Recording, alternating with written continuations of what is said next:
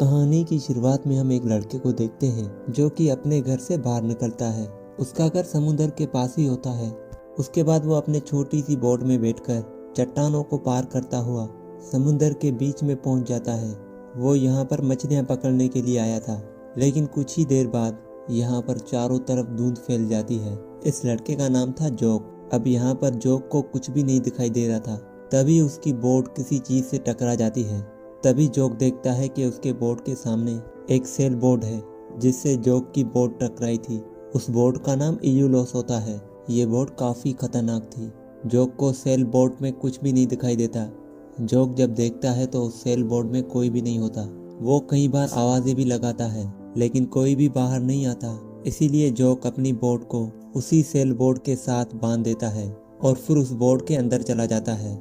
यहाँ पे उसे एक किताब मिलती है और भी उसे बहुत सारा सामान मिलता है, जो कि वो सामान जरूर किसी इंसान का है, लेकिन यहाँ पर कोई भी इंसान नहीं था।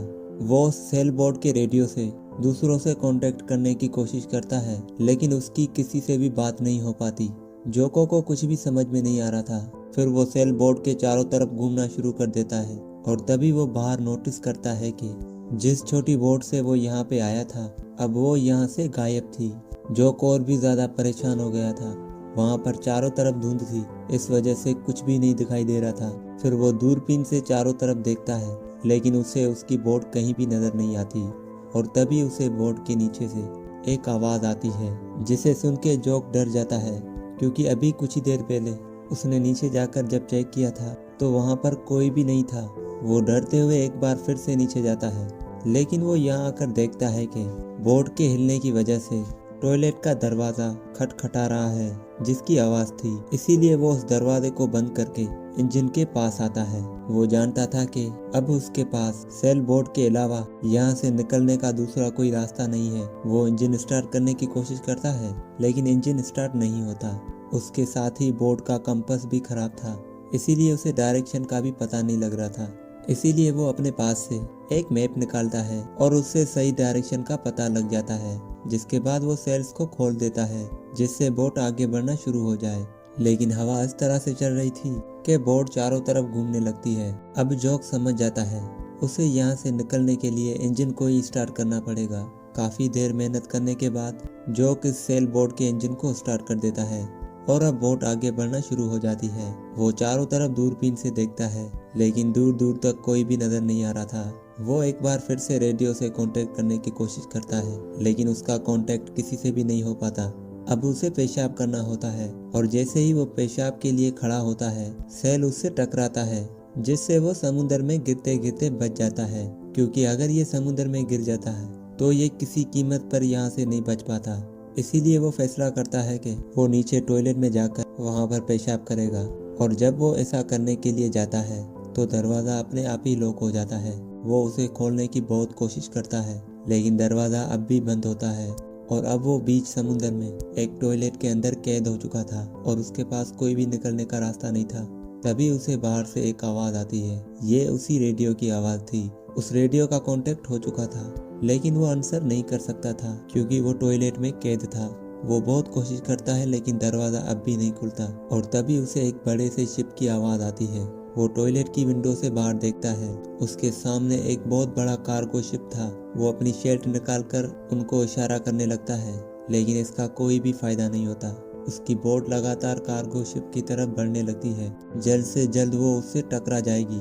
जोक पूरी तरह से परेशान हो जाता है, लेकिन तभी उसे एक रस्सी मिलती है, जिस रस्सी को वो अपने सेल बोट के नीचे फेंकता है, ताकि वो रस्सी उसके बोट के फैन में फंस जाए और इंजन बंद हो जाए। और फिर होता भी ऐसा ही है। रस्सी उस फैन में फंस जाती है, लेकिन रस्सी का जो दूसरा हिस्सा होता है वो जोक के गले में फंस जाता है, जो कि लगातार उसके गले को दबा रही होती है, जिससे उसका गला अटक जाता है। और फिर वो उस रस्सी को निकालने में कामयाब हो जाता है। उस रस्सी की वजह से वो बेहोश हो चुका था। और तभी उसकी सेल बोट उस कार्गो शिप से टकरा जाती है और धीरे धीरे उसकी बोट में पानी आना शुरू हो जाता है। जब जोक को होश आता है तो वो देखता है कि वो कार्गो शिप उसके आसपास कहीं नहीं है, यानी वो कार्गो शिप से बहुत दूर जा चुका था। और तभी उसे बोट से कदमों की आवाज आती है, जिन्हें सुनकर वो हैरान हो जाता है, क्योंकि सेल बोट इतनी बड़ी नहीं है और उसने उसे पूरा चेक भी किया था। जोक को लगता है कि ये शायद उसका कोई वहम है, लेकिन प्रॉब्लम अभी ये होती है कि जोक की बोट अभी भी बहुत रफ्तार से आगे बढ़ रही थी। हालांकि इंजन बंद हो चुका था, लेकिन सेल बोट की जो सेल है अभी भी खुली हुई है। जोक किसी भी तरह से इस बोट को रोकना चाहता है, इसीलिए वो एक लकड़ी की मदद से सेल की रस्सी को खोल देता है, जिससे ये बोट रुक जाती है। लेकिन वो रस्सी टूट जाती है और एक बार फिर से सेल बोट हवा की रफ्तार से आगे बढ़ने लगती है। जोक पूरी तरह से परेशान हो जाता है क्योंकि उसकी सारी कोशिशें नाकाम हो रही थी और बोट के अंदर पानी भरना भी शुरू हो जाता है। जब वो पानी को टेस्ट करता है तो उसे पता चल जाता है कि ये समुद्र का पानी नहीं है। इसीलिए जोक चिल्लाने लगता है, मैं जानता हूँ कि बाहर कोई है, मुझे तुम्हारे हेल्प की कोई जरूरत नहीं है, मैं खुद ही यहाँ से निकल सकता हूँ। जोक को यकीन हो चुका था कि बाहर जो भी आदमी है वो मुझे चोर समझता है, इसीलिए उसने यहाँ कैद कर लिया है। और अब टॉयलेट के नीचे जो पानी होता है वो खुद से नीचे चला जाता है। अब कई घंटे गुजर जाते हैं और जोक को प्यास भी लगने लगी थी और एक बार फिर से वो पानी ऊपर आता है। लेकिन इस बार जब जोक पानी को टेस्ट करता है तो वो समुद्र का पानी होता है। यानी ये कार्गो शिप से टकराने के बाद उस वजह से समुद्र का पानी अंदर आने लगा था। पानी का लेवल बढ़ना शुरू हो जाता है और जब जोक विंडो से बाहर देखता है तो बाहर बहुत ही बड़ा तूफान आने वाला था और ये सेल बोट उसकी तरफ आगे बढ़ रही थी। इसीलिए जोक उस बोट में एक ब्लेड बांधकर वो रस्सी काटने की कोशिश करता है, लेकिन इसका कोई भी फायदा नहीं होता। वो रस्सी नहीं काट पाता और उसका हाथ भी जख्मी हो जाता है और अब उसकी बोट उस तूफान में फंस जाती है। वो पूरी रात इसी तरह से गुजर जाती है और अगली सुबह जब उसकी आंख खुलती है तो वो देखता है कि टॉयलेट में बहुत ज्यादा पानी भर चुका था, जिसकी रफ्तार लगातार बढ़ रही थी। अगर वो यहाँ से नहीं निकला तो वो मारा जाएगा और इसीलिए इस बार जोक पूरी जान लगाकर दरवाजे पर हमला करता है और फिर वो दरवाजा खुल जाता है। वो सेल बोट के ऊपर आ जाता है। अब जोक जान चुका था कि जल्दी ये बोट डूबने वाली है, इसीलिए वो जल्दी से एक छोटी सी राफ्ट बनाता है जिसे वो पानी में फेंककर उसके ऊपर बैठ जाता है। बहुत देर इंतजार करने के बाद भी वो सेल बोट नहीं डूबती, इसीलिए वो फैसला करता है कि वो फिर से वो सेल बोट के अंदर जाकर इंजन को स्टार्ट करेगा और इसीलिए वो सबसे पहले बोट के ऊपर जाकर उन डैमेजेस हिस्सों को रिपेयर करता है जिनसे पानी आ रहा था। जिसके बाद वो एक मोटर से जो पानी सेल बोट के अंदर था वो निकाल रहा था और फिर वो बोट को ठीक करता है और बाद में रेडियो से फिर से लोगों से कांटेक्ट करने की कोशिश करता है, लेकिन उसका कांटेक्ट नहीं हो पाता। वो जानता था कि उसे किसी भी कीमत पर सेल बोट से किनारे तक जाना होगा, वरना यहीं पर ही मारा जाएगा। और तभी उसे एक बड़ा सा कार्गो शिप दिखता है। अब जो उसने राफ्ट बनाई थी वो उससे उस कार्गो शिप की तरफ बढ़ता है। जोक बहुत खुश था क्योंकि अगर वो वहां तक पहुंच गया तो उसकी जान बच जाएगी। लेकिन तभी बोट अपने आप स्टार्ट हो जाती है और जोक के तरफ बढ़ना शुरू कर देती है। जोक देखता है कि वो सेल बोट उसकी तरफ आ रही है, इसीलिए उसे अपनी जान बचाने के लिए राफ्ट से कूदना पड़ता है। ये सेल बोट उसकी राफ्ट के 2 टुकड़े कर देती है। ये देखकर जोक पूरी तरह से डर गया था। वो अब उस सेल बोट की तरफ जाना नहीं चाहता था क्योंकि वो जान गया था कि ये कोई आम बोट नहीं है, ये जिन्नावत से भरी हुई है। ये एक मॉन्स्टर बोट है जिसके बारे में वो नहीं जानता था। हालांकि सेल बोट के सेल्फ ऊपर होते हैं और अब वो सेल बोट उसके आसपास ही रुक जाती है क्योंकि वो चाहती थी कि एक बार फिर से जोक अंदर आकर बैठ जाए। लेकिन अब जोक ऊपर नहीं जाना चाहता था, वो समुद्र में ही होता है। लेकिन तभी उसे एहसास होता है कि उसके आसपास बहुत सारी बड़ी मछलियां आ चुकी है।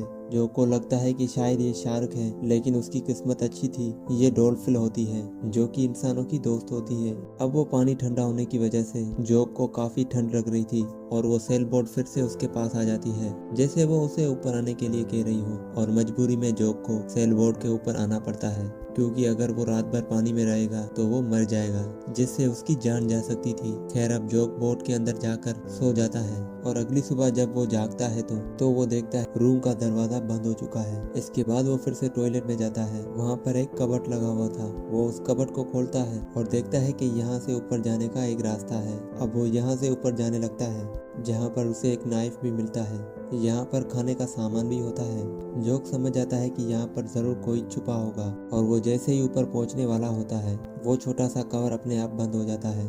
यानी जोक अब फिर से इस छोटी सी जगह में फंस चुका था। साथ ही सेल बोट एक शेर के पास से बहुत तेजी से गुजर रही होती है। जोक तेजी से चिल्लाता है कि मुझे छोड़ दो, जाने दो मुझे, मैंने तुम्हारा क्या ही बिगाड़ा है। और कुछ ही देर बाद वो सेल बोट रुक जाती है। सारे दरवाजे भी खुल जाते हैं। अब जोक सेल बोट से बाहर आता है ये देखता है कि ये एक आइलैंड पर एक टाउन के पास है जो कि अवेंडेड है, वीरान है, यहाँ पर कोई भी नहीं है। वो यहाँ पर घूमना शुरू कर देता है और यहाँ पर कोई भी नहीं होता, यहाँ पर सिर्फ इमारतें होती है। और तभी उसे इंजन की आवाज आती है। वो देखता है कि वो सेल बोट स्टार होकर अपने आप जा रही है। अब इसके बाद वो चलता हुआ किनारे पर आ जाता है, जहाँ पर वो देखता है कि उसकी वो छोटी बोट जिससे वो फिशिंग करने के लिए गया था, वो एक बार फिर से किनारे पर खड़ी थी। और उसके बाद हमें टाउन पे बहुत ही सारे लोगों को दिखाया जाता है। दरअसल ये टाउन, ये वही जगह है। और उसके बाद कहानी का एंड हो जाता है।